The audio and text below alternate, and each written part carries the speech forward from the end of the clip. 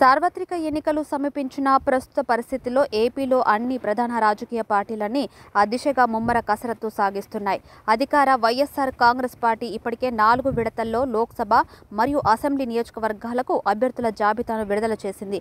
5వ జాబితాపై కసరత్తు చేస్తుంది. ఈ నెల 25వ తేదీన ఎన్నికల ప్రచార శంఖారావాన్ని పూరించనున్నారు సీఎం జగన్. విశాఖపట్నం జిల్లాలోని భీమిలిలో భారీ బహిరంగ సభలో ప్రసంగించనున్నారు. దీని తర్వాత షెడ్యూల్ వెలువడేంత వరకు రాష్ట్ర వ్యాప్తంగా 100 సభలను నిర్వహించాలని ప్లాన్ చేసింది. తెలుగుదేశం పార్టీ, జనసేన తమ అభ్యర్థుల జాబితాలను ఇంకా ఖరారు చేయాల్సి ఉంది. సార్వత్రిక ఎన్నికల షెడ్యూల్ వెలువడిన తర్వాతే అభ్యర్థులను ప్రకటించాలని నిర్ణయించింది. రా కదలిరా పేరుతో జనంలోకి వెళ్తుంది టీడీపీ.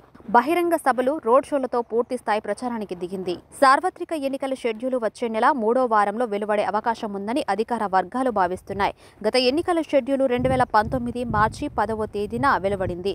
ఈసారి అంతకంటే కొన్ని రోజుల ముందే ఎన్నికల ప్రక్రియ ప్రారంభమయ్యే అవకాశం ఉంది. ఇప్పటికే ఎన్నికల నిర్వహణకు సంబంధించిన కసరత్తు ముమ్మరంగా సాగుతుంది. సోమవారం తుది ఓటర్ల జాబితా కూడా విడుదలైంది. ఇక జిల్లా, రాష్ట్ర స్థాయిలో 3 ఏళ్ల కంటే ఎక్కువ కాలం ఒకే చోట పనిచేస్తున్న అధికారులను బదిలీ చేయడానికి సంబంధించి గడువు కూడా విధించారు. జిల్లాలో ఈ నెల 25వ తేదీలోపే అలాంటి అధికారులను బదిలీ చేయనున్నారు. ఇక 3 ఏళ్లు దాటిన జిల్లా కలెక్టర్లు, ఎస్పీలు, ఇతర జిల్లా స్థాయి కీలక అధికారులను ఈ నెలాఖరుకు బదిలీ చేస్తారు.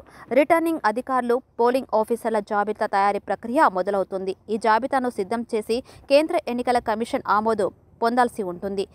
ఇక నుంచి ఈవీఎంల దాకా పోలింగ్ ప్రక్రియ 17 రకాల వస్తువులు అవసరమవుతాయి. వాటి సేకరణకు కూడా రంగం సిద్ధమవుతుంది. ఇలా అధికారుల వైపు నుంచి ఎన్నికలకు సన్నద్ధమయ్యేందుకు కనీసం 3 వారాల సమయం అవసరం. బీజేపీకి సంబంధించి అయోధ్యలో బాలరాముడి విగ్రహ ప్రతిష్టతో ఒక కీలక ఘట్టం ముగిసింది. పార్లమెంటు సమావేశాలు ఫిబ్రవరి 9వ తేదీతో ముగుస్తాయి. 1వ తేదీన ఓట్ అండ్ అకౌంట్ బడ్జెట్ను ప్రవేశపెడతారు. అసెంబ్లీ ఎన్నికలు కూడా జరిగే ఆంధ్రప్రదేశ్తో పాటు మరో 3 రాష్ట్రాలు బడ్జెట్ ప్రక్రియను దాదాపు ఇదే సమయంలో ముగించనున్నాయి. అటు అధికారులు, ఇటు ప్రభుత్వ స్థాయిలో ఏర్పాట్లన్నీ పూర్తి చేసిన తర్వాత ఫిబ్రవరి 3వ వారంలో ఎన్నికల షెడ్యూల్ను వెలువరించే అవకాశం ఉంది. గతంలో దేశవ్యాప్తంగా 7 విడతల్లో పోలింగ్ జరిగింది. సహజంగా అక్షరక్రమం ప్రకారం ఆంధ్రప్రదేశ్లో తొలి విడతలోనే పోలింగ్ జరుగుతుంది. ఈ పరిస్థితుల మధ్య ఎన్నికల తేదీలపై ఒక్కొక్కటిగా అంచనాలు వెలువడుతున్నాయి. సార్వత్రిక ఎన్నికల షెడ్యూల్ విడుదలపై ఇదివరకు YSRCP parliamentary party chief Vijayasai Reddy తన అభిప్రాయాలను వెల్లడించారు. మార్చి 2వ వారంలో షెడ్యూల్ వెలువడుతుందని స్పష్టం చేశారు. లోక్సభతో పాటు అసెంబ్లీ ఎన్నికలు కూడా ఒకేసారి జరుగుతాయని పేర్కొన్నారు. తాజాగా తెలంగాణ బీజేపీ అధ్యక్షుడు, కేంద్ర మంత్రి జి కిషన్ రెడ్డి ఇదే అభిప్రాయాన్ని వెలిబుచ్చారు. ఏప్రిల్ మొదటి వారంలో 2 తెలుగు రాష్ట్రాల్లో ఒకేసారి పోలింగ్ ఉంటుందని తెలిపారు. తెలంగాణలో 16 లోక్సభ స్థానాలు, ఏపీలో 25 లోక్సభ, 175 అసెంబ్లీ నియోజకవర్గాలకు పోలింగ్ ఒకే రోజున షెడ్యూల్ అవుతుందని అన్నారు. సార్వత్రిక ఎన్నికల్లో బీజేపీ మరోసారి విజయఢంకా మోగిస్తుందని కిషన్ రెడ్డి చెప్పారు.